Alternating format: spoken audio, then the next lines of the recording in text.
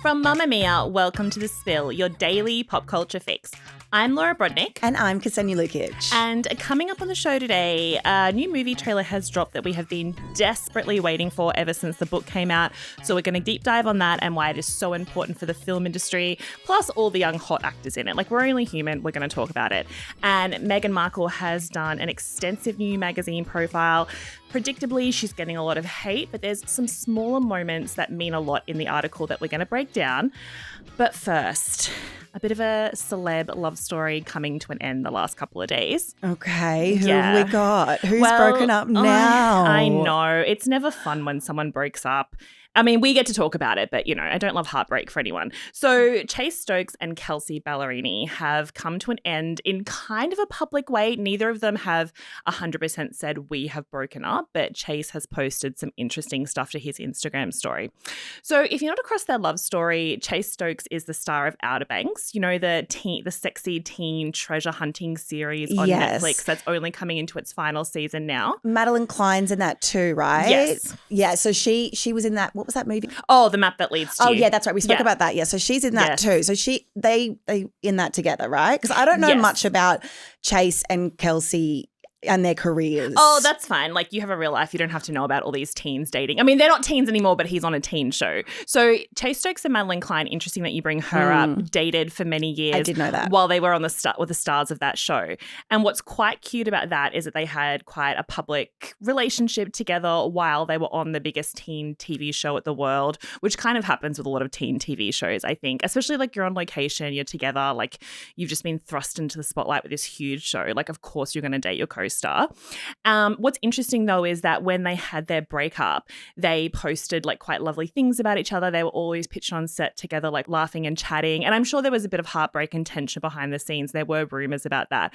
But their whole thing, they're so cute. They were just like, we just want to, like, finish the show for the fans and make it really strong. We don't want our relationship to get in the way of the show and all this stuff. So then people were, like, kind of, when they had their breakup, even more enamored with them of how they handled it, especially because there's all this other drama going on in the show with their co-stars and, like, the actor who left, and apparently, like, they had to, like, Photoshop one of the lead actresses in because she couldn't be on the same set with him. So, like, them, while that was happening, was a huge thing. On the other hand, then we have Kelsea Ballerini, who is a singer who has been around for a long time, but I think really blown up the last couple of years with a lot of her songs climbing the chart. She's coming to Australia soon to tour, and she came out of a marriage and, like, talked a lot about how that had really messed her up and how she just kind of thought that's how relationships were supposed to be and kind of didn't believe in love anymore. And then she and Chase met and had this kind of really cute public relationship of, like, this is what love is, and all the heartache we've been through together has brought us to this moment. And they'd walk red carpets together, and he would always be at her concert, and, like, he was always filmed kind of, like, singing along really loudly, like Travis Kelsey energy in the crowd of, like, that's my girl, I know every song, I know every dance move, like, filming her on stage, like, super supportive boyfriend vibes. Yeah. You know how there's that theory, though, when people are super, super PDA, those are the relationships that fail. Yeah. It feels a little bit like that because their breakup was pretty public. You know, we've got some social media breakup. Yeah, so I mean, it's kind of two different sides of, like, one, they were kind of public with each other, but the other side of it was just, like, a lot of the fandom, I think, really built up. Like, it was people photographing them just before they'd walk onto a red carpet where they were, like, really kissy and touchy-feely and stuff, or people photographing him at her concert and stuff. So even though they weren't posting it, it was kind of just, like, people were capturing the content, and it's that whole parasocial relationship thing we have, like, and it was such a good story. Whenever they talked about each other, everyone was like, this is the story coming out of heartbreak.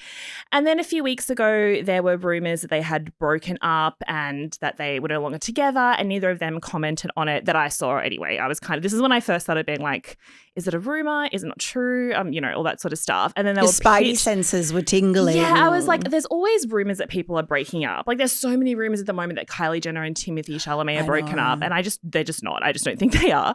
And then also, it'll just come out of the blue, like a Keith Urban and Nicole Kidman. So I just never know what to think.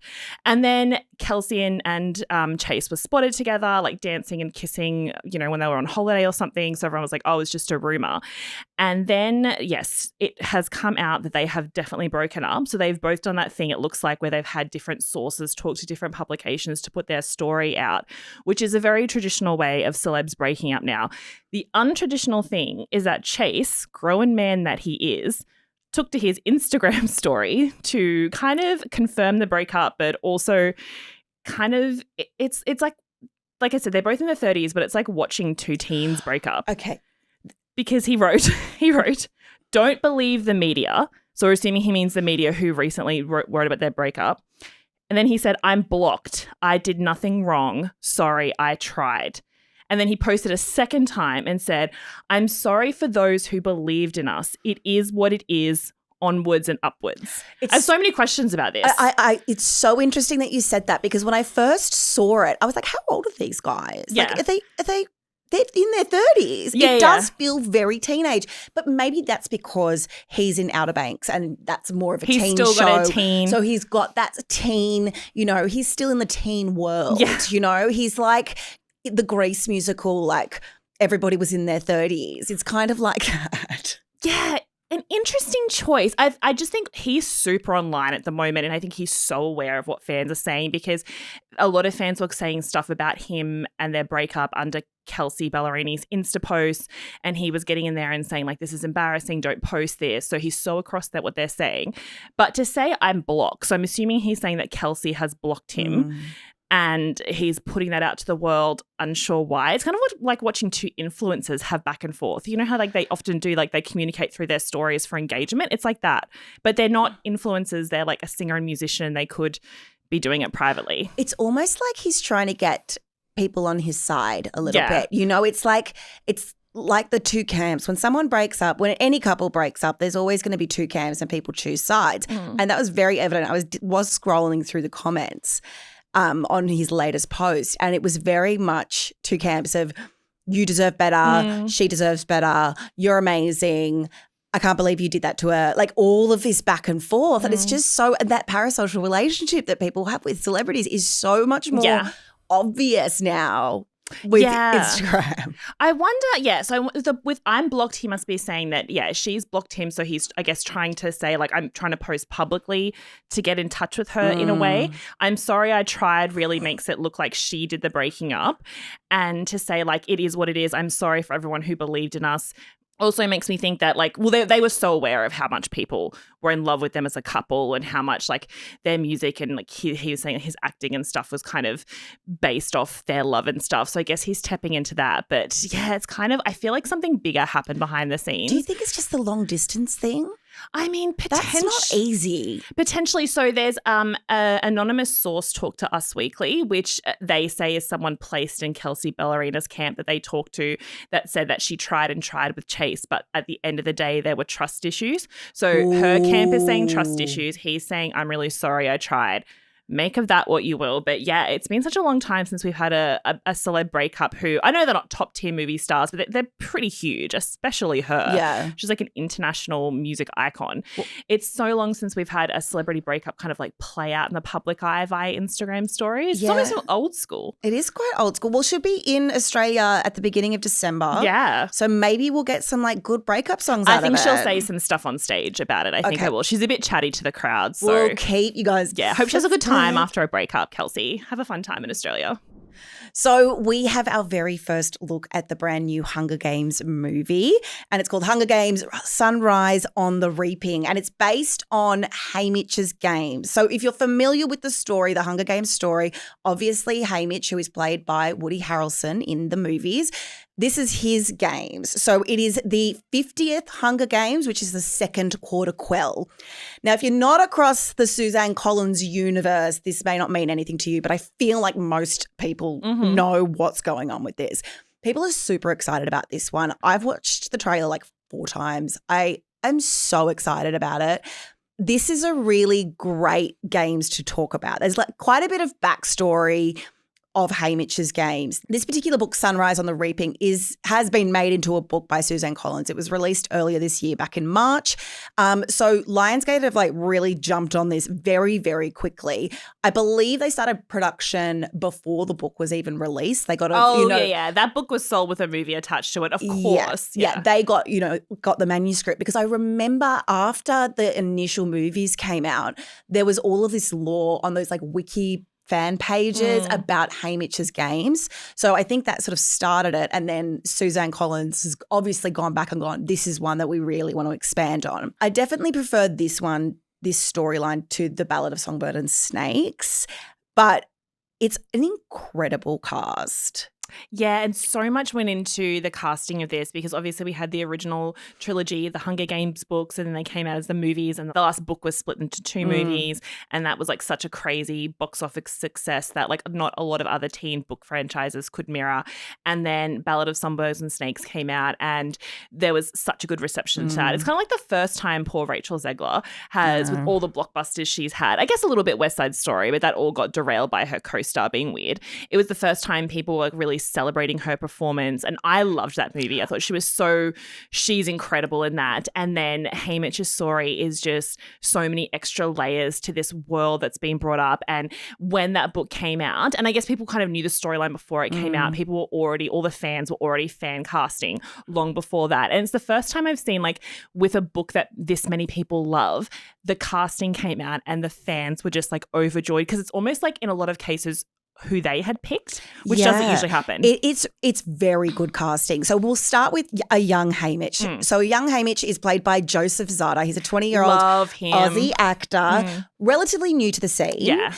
He's been in a couple of things, but, this is definitely his big Hollywood breakout moment. And he definitely looks like a young Woody Harrelson. Oh, so good. I think that was a really exciting casting moment, because he was in the show We Were Liars. Remember that was a huge show that blew up based on a best-selling book, and he was one of the leads in that and one of the breakout performers. And he has a dance scene where he mirrors Tom in that show, where he mirrors Tom Cruise's Risky Business scene. And so that came out around the same time his casting for this movie came out. And so everyone was posting the scene of him being Tom Cruise in Risky Business and being our Haymitch, ladies and gentlemen. And I think people just fell in love with him. He's really good. I think that's great casting. I also like that they've used a slightly, newer star for that main role, very similar to what they did with Jennifer Lawrence in the first movies. And then we have our supporting cast, which is excellent. So Elle Fanning is playing Effie Trinket. That is the craziest bit of fan casting. I love it. Again, I love when people, when they listen to who people want and cast them, because people for years have been saying that if there was ever a prequel, because we kind of knew it was coming, we knew that Suzanne Collins was working on the book, we knew it was probably coming out, and everyone was we want it to be Elle Fanning. She was asked about on a red carpet for years, and she always said, absolutely, if that ever came up, I would do it. And so I think that was the interesting bit, because it was almost like fan casting. It's so good. And obviously played by Elizabeth Banks. It's the perfect younger Effie Trinket. And Elizabeth Banks said her flowers when she got the role, and with a little note, one Effie to another. Oh, it's cute. I'm so I love excited. Stuff like that. The costumes as well. The costumes are incredible. Effie is such a great character for costumes. I also like that sort of 70s aesthetic that they've got going on. So it's obviously it's in the future, but it's kind of in the past. Anyway, I love it. The aesthetic is lovely. Then we have Jesse Plemons as Plutarch Heavensby, which is Philip Seymour Hoffman's character. Obviously, Philip Seymour Hoffman passed away before the second final book was released. So they had to do quite a bit of, CGI to work him in. But Jesse Plemons is a dead ringer for Philip Seymour Hoffman. Yeah, I love that. Jesse Plemons has been, he's always been a good actor, but I think recently off the back of Kinds of Kindness and Begonia, and he's kind of having, and he's really found his place as this quirky, dramatic character actor. So yeah, I love him being in this. Good casting. Then we've got Ralph Fiennes as President Snow.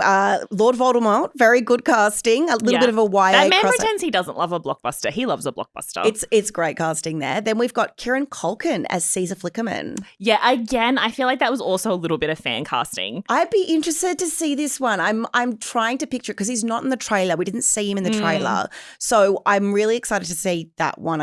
I feel like he gives young Stanley Tucci energy. Do you? Yeah, 100%.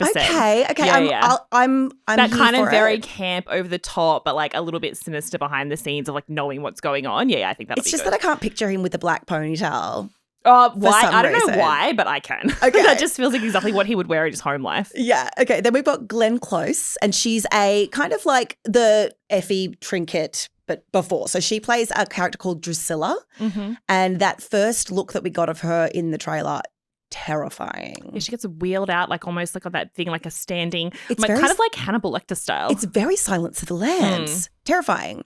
And then there's also like McKenna Grace is in there. Oh, she's playing a huge part. I think that was the one like we didn't know who was going to be cast as Maisley, who is mentioned a lot throughout all the books when Hamish talks about his games, and like what happened to her is like quite a big storyline in the original books. And so like I think that was the one bit of casting where everyone was like, who is going to play this role? It's so important, and we didn't know. And I think when McKenna got cast, you had one group of people who were really excited, especially when the first look images came out.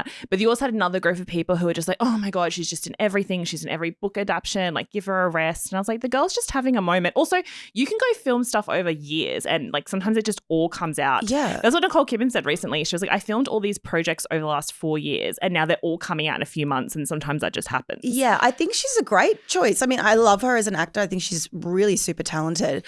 So this franchise really, more so than any other franchise, any other YA franchise that we have, seems to have really held people's attention. And I feel like the reason is Suzanne Collins has been really, really clever with the way that she's built out the universe of this dystopian world of Panem. She's really sprinkled out all of these characters. And because there was so much time before the Hunger Games original books came out, like we'd had like 50, 75 years of Hunger Games. So there's so much richness and source material to sort of pull from. She's been so clever at kind of taking that, building out the world, and then sort of seeding it out to us. Yeah, it's kind of the world building around this franchise has been so expertly done, because it is out of that big boom we had maybe close to only 10 years ago, where young adult dystopian novels were at the top of every bestseller list, and they were the ones that were really dominating the box office with all their movie adaptations. It became the really huge thing to split the last book in half so that you could have 2 bites of like that box office cherry of getting that money. And it's interesting that the Hunger Games not only is the only continuing franchise that can still support books and spin-offs and all these things that are coming up around it, it's still the one that like is talked about with the most reverence and the most critical acclaim. And I feel like that really came out recently because we had Robert Pattinson and Jennifer Lawrence doing the press rounds for their new movie Die My Love.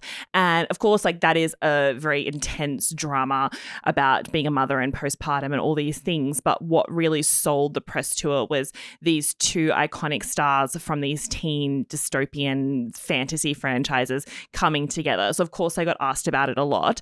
And on the red carpets and stuff, they were really jokey, but I was watching one interview where they were sort of sitting together and talking a bit more quietly, and they were asked about it, like would they go back and are they happy to talk about it pretty much, or would they go back and do it? And their responses were so wildly different, because Jennifer Lawrence was like, absolutely. She's like, I will talk about the Hunger Games all the time. I love it so much. I love when people bring it up to me.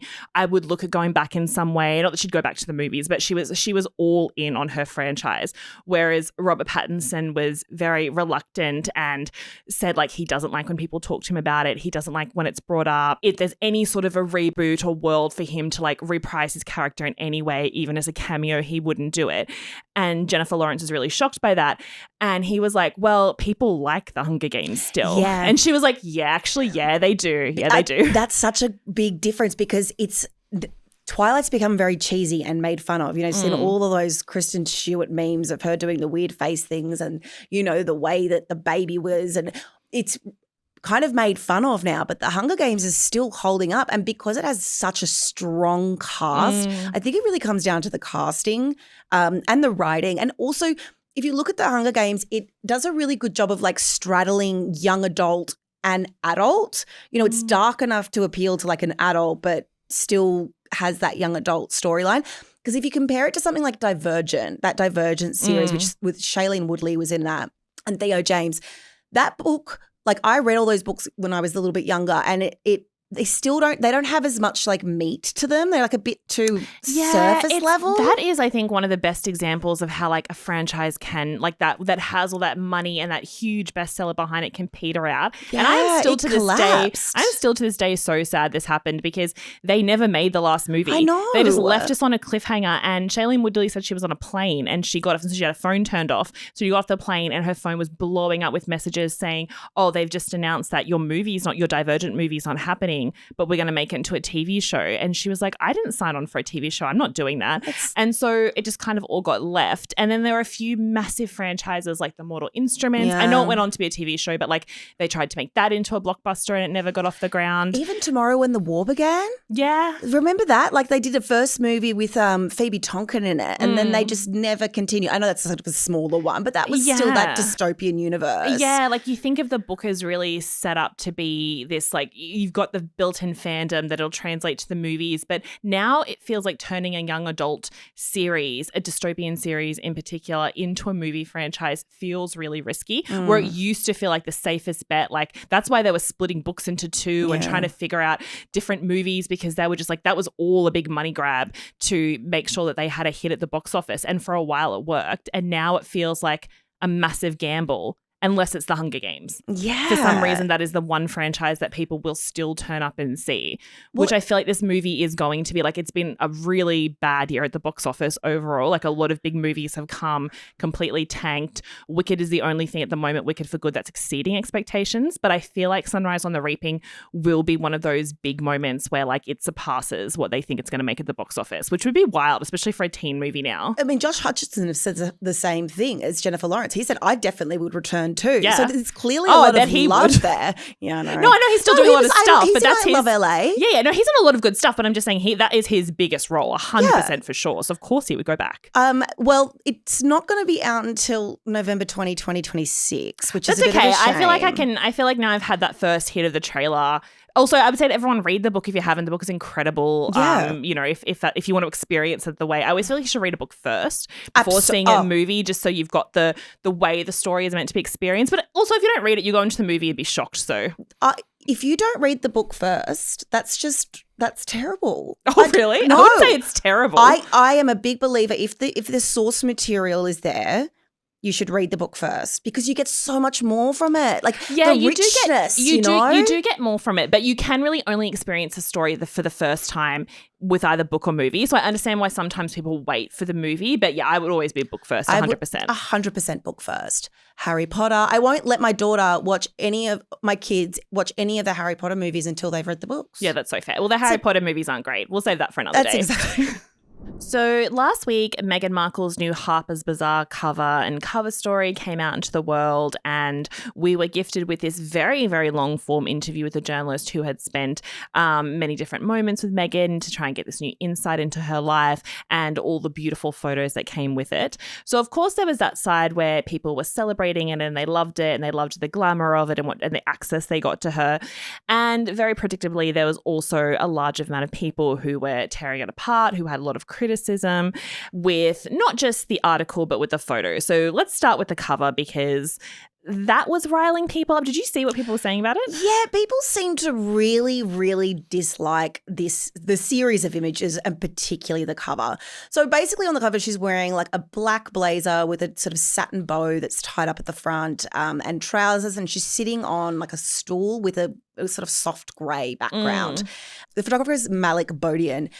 It's just a really simple, it's a very quote unquote fashion cover. This is something that you would definitely see in like a high fashion magazine. Very, very minimal makeup, very minimal hair. It's really super stripped back. But people in the comments are like tearing it to shreds. Oh my gosh, hair and makeup people, did they get lost? Is everybody blind? What the hell are these photos? I actually think they're quite beautiful. I think they're quite like chic and, stripped back, pared back.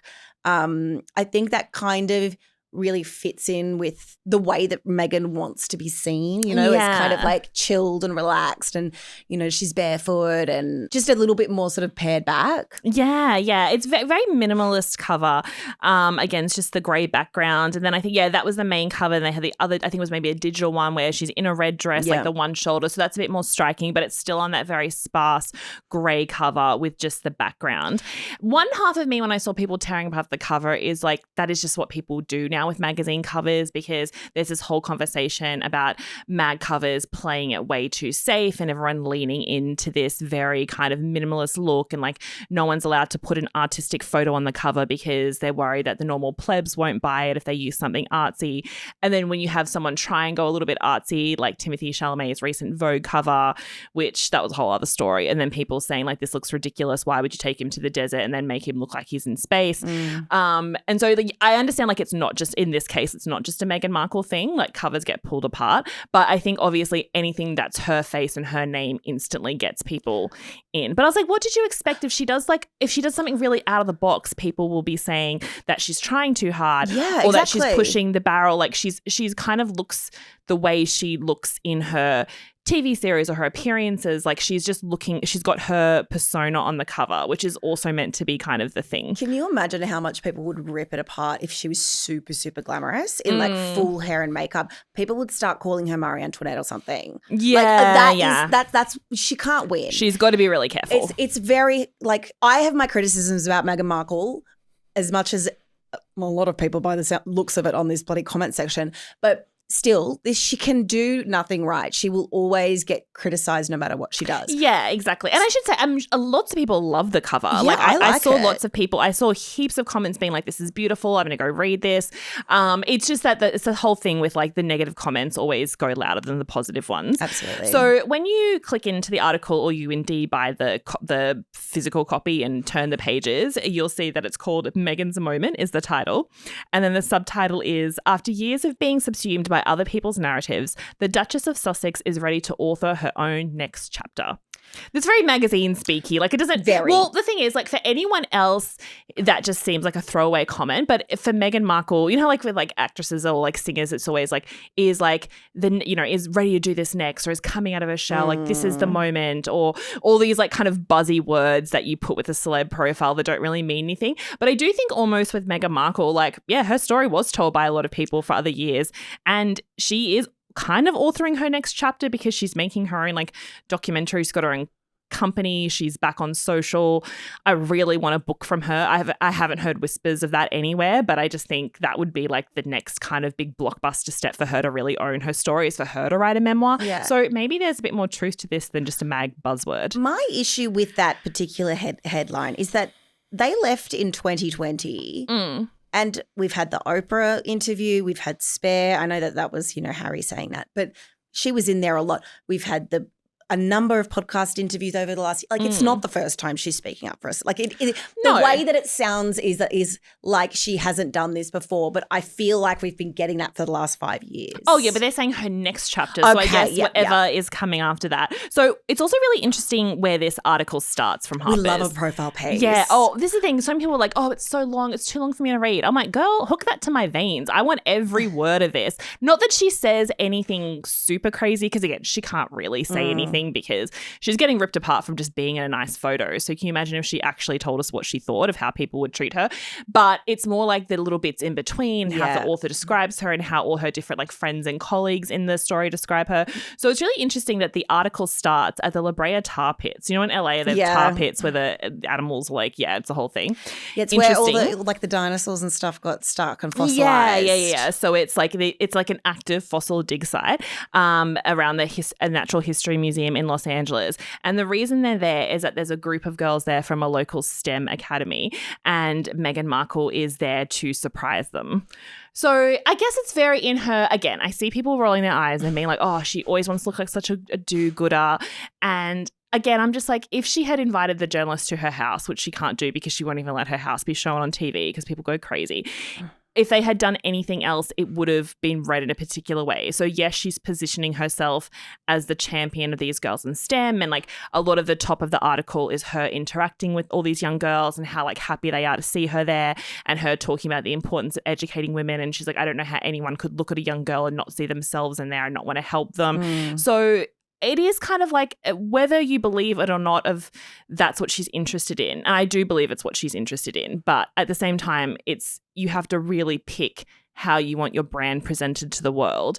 And that is very indicative of how she wants people to see her, because that's how she chose to have her. And you know that her team and the Harper's Bazaar team would be back and forth. Like the logistics of something like this would have been months and months and months in the making. That's how she wanted to be seen. Yeah, the best part about these profile pieces is the in-between moments. Is that, like, I love it when the author describes. Sometimes they go really over the top when they start describing what's going on. Caitlin Greenidge, who wrote the article, she has these like very interesting little descriptive notes. So we started the La Brea tar pit. So that's our first moment, our first little sprinkling. We've got Meghan Markle, the do-gooder, and then we've got Meghan Markle, the chip eater.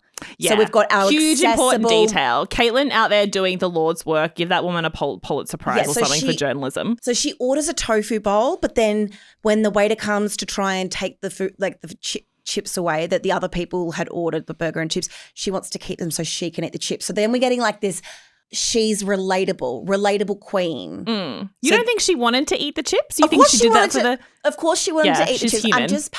I'm painting the picture. So they got again, the details in this, like they go to this lunch and it's all cute because they've ordered burgers and fries for the table, and then like, can see the journalist is clocking what she orders. If that was me, if I was one of those people who gets followed around by a journalist for a week or so like they do for these profiles, and you sometimes hear particularly actresses talk about how nerve-wracking it is.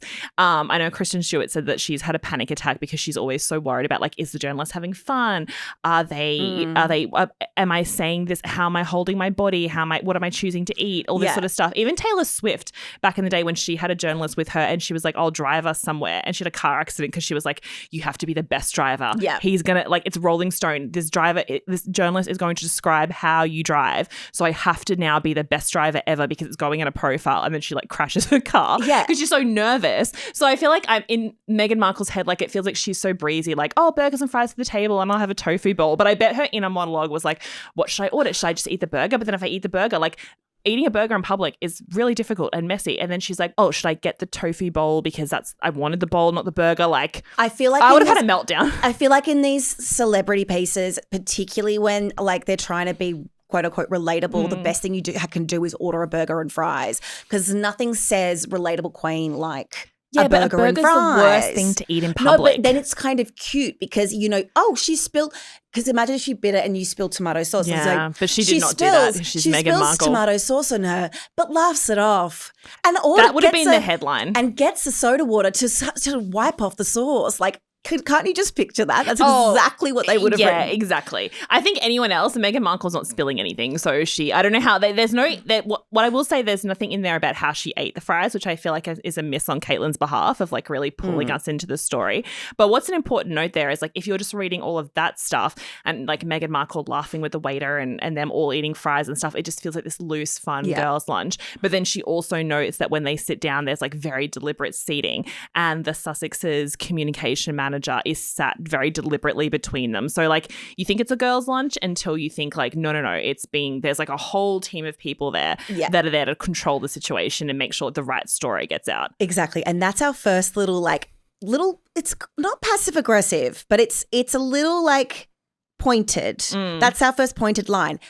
The next pointed line, and the one that a lot of people have really been pointing out, is our third location, which is in New York City, in a brownstone that her friend owns. Meghan Markle's friend owns this particular brownstone. So the line that is written by Caitlin is, she walks into the brownstone and the house manager, unrelatable queen, the house manager says, the Duchess of Sussex, Meghan Markle.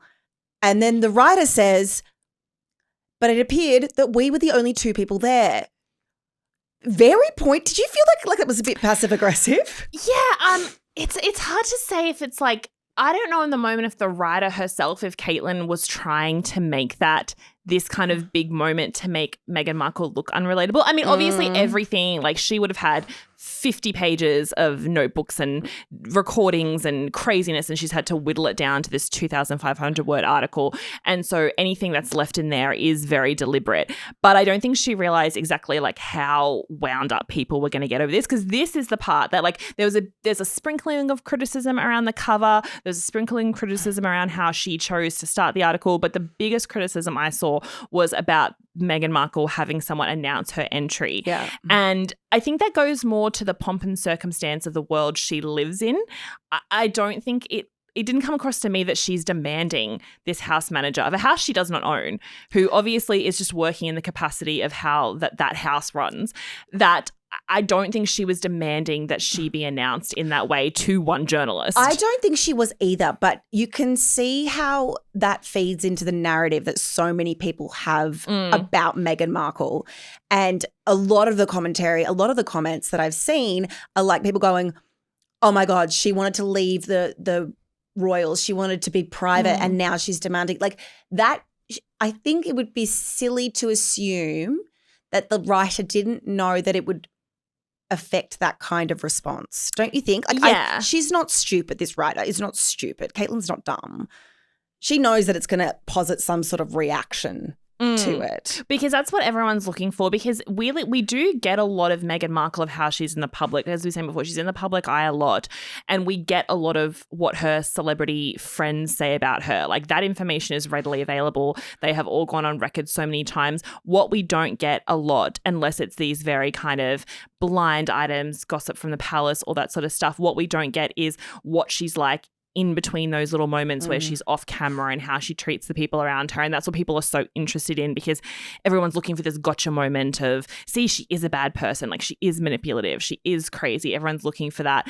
And I think that was the only moment in this article where people could kind of latch onto that idea, because they were all like, oh my God, is she, because the subtext that came out of that and the story that people ran with is that she demands that she is formally announced before she enters a room, even if there's only one other person in there.